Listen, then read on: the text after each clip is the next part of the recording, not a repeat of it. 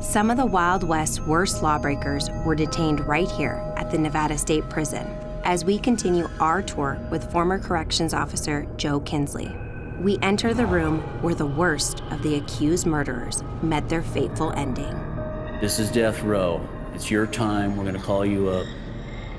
Generally, when it was time to call an inmate up to put him to sleep, the inmates knew their fate. The cell just closed on us, and that kind of makes me a little nervous. Is that made out of toothpaste, that Jesus cross? Probably. Yeah. Did you see the Jack Nicholson picture? Yeah. So these are the last night's cells. Yeah, last night's cells.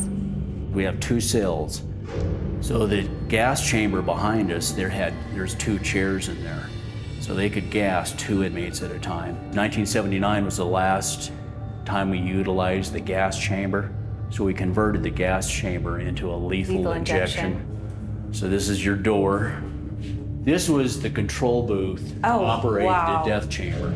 So when it was a gas chamber, see the fresh air valve?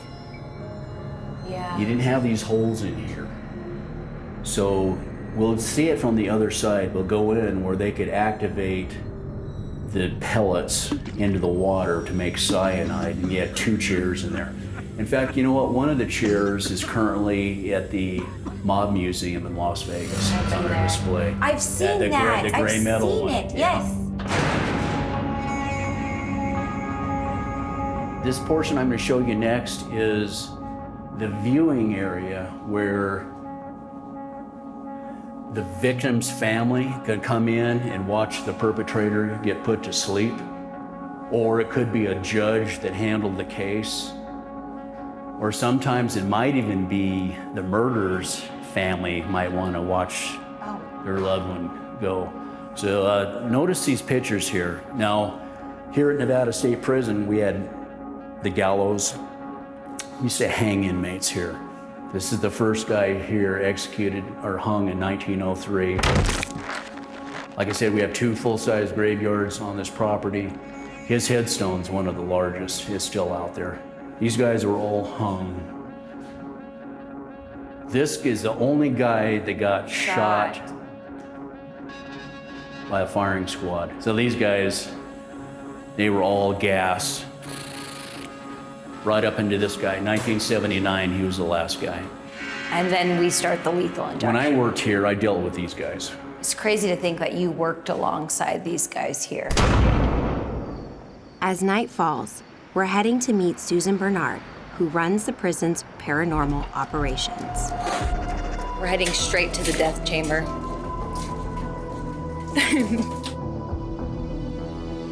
So Susan, there's lots of places to investigate in this prison, and specifically you chose the viewing room as our first stop. Why is that? Well, mainly because of John Hancock. I've been told John Hancock is with me all the time. I've been told I have a past life with him, and nobody knew this, but when I first came into this prison and saw these pictures, I was drawn to one picture. So the next one I like to talk about. Yep.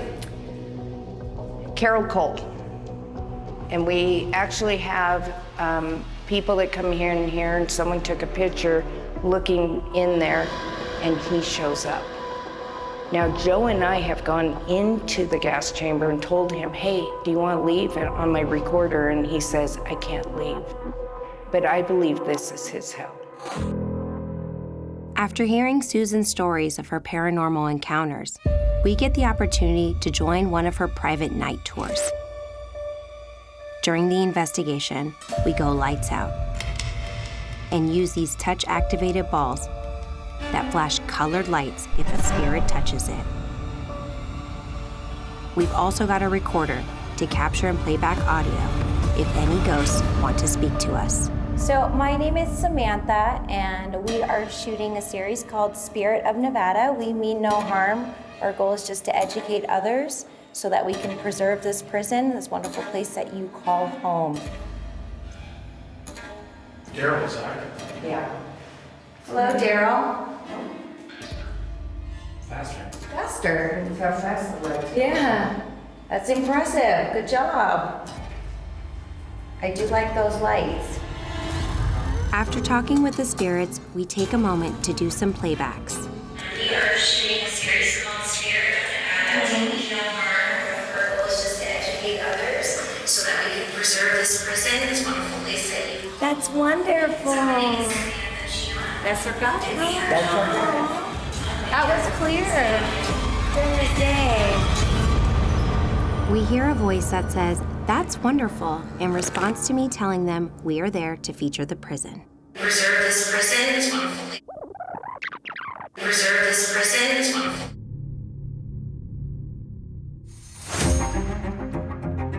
Now we're heading to a different part of the prison with paranormal investigator Brent Burris, who is one of Susan's repeat guests.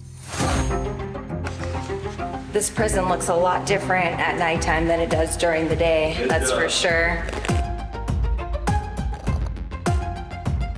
Susan tells me that you've been back here quite a few times to do some investigations. What brings you back again? The activity, and you develop a rapport with the spirits here. You get that, okay, now they're familiar with you, and they're just going to interact with you. And you know you'll be walking by yourself and you just hear the footsteps, they're walking next to you. So it is the coolest feeling in the world, knowing that, you know, this isn't all there is. Brent is using the eddy meter to detect vibration and pressure to see if there's any spirit energy in the cell block that wants to make contact. The wand will not set it off. Yep. If I tap on the bars, it will. Yes. Stomping on the floor will not put enough vibration Nope. to set off the box. That's because on the correct. bottom it has the vibration. You have to literally pound on it to get it to go off. All right, gentlemen, I am back from last year. I hope you do remember me. If not, you know, my name is Brent. I have brought some friends with me tonight to try to communicate with you. So if you would, I've got two small balls here on the cell blocks.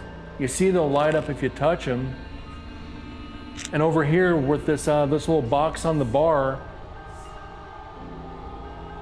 okay, if you touch it, it will light up like a Christmas tree. And I love Christmas. I've learned to use that connotation with them.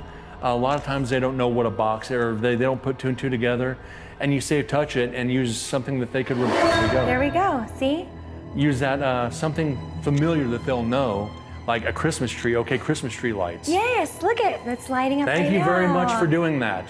So you got that. There's 4 different colors there. So we are That good was guys. very Thank you nice. very much. We were in Unit 12 last night.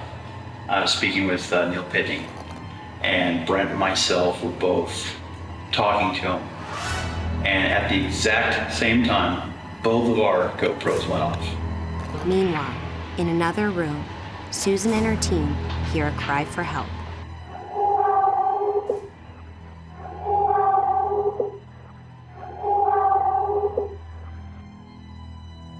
We are recording again.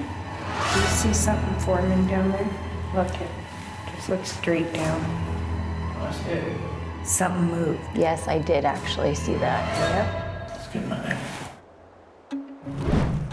The echoes of the past still resonate throughout this remarkable site.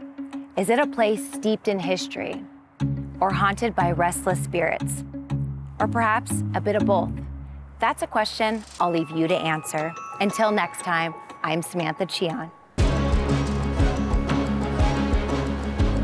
Spirit of Nevada is proudly brought to you by Richard Harris Law Firm.